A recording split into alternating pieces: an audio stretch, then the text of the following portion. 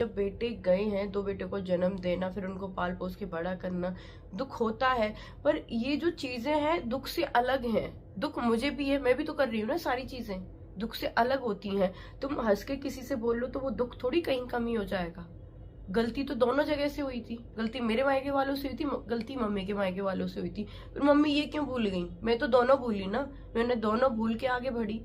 Friends, Rajveer Chaudhary चले गए हैं। हमने सोचा था कि राजवीर चौधरी को आज नहीं तो कल इंसाफ ज़रूर मिलेगा, क्योंकि कुछ लोगों ने राजवीर चौधरी को इंसाफ दिलाने की बहुत कोशिश करी थी पर नाकामयाब हुए, क्योंकि परिवार के लोगों ने कह रहे हैं कि साथ नहीं दिया, कुछ मजबूरी थी परिवार के लोगों की।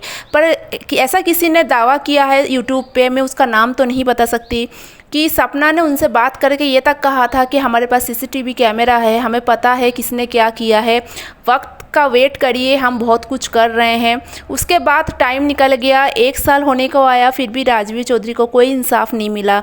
उसके बाद परिवार के लोग ही कंटिन्यू सपना को मेंटल टॉर्चर किए जा रहे हैं। बहुत कुछ देखने को मिल रहा है कि कैमरे के सामने कुछ अलग, कैमरे के पीठ पीछे कुछ अलग। तो सच्चाई क्या है बहुत से लोग जानना चाहते हैं।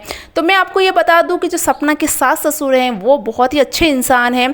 मैं बिल्कुल ये नहीं बोलूँगी कि वो सास ससुर बुरे हैं, कि अगर वो बुरे होते हैं तो अपने पहले बेटे की मौत के बाद अपने दूसरे बेटे की शादी कभी भी अपनी बहू से नहीं करवाते, वो कभी भी नहीं करवाते। पर उन्होंने करवाई तो उनको कहीं ना कहीं तो अपनी बहू से प्यार था, वो नहीं चाहते थे कि उनकी बहू घर से चली जाए या फिर मायके चली जाए या कहीं और शादी करे, इसलिए उन्होंने कराया। पर बदकिस्मती से जो हमारे कुछ परिवार के ही रिश्तेदार होते हैं उन लोगों को घर की खुशियाँ बर्दाश्त नहीं होती है।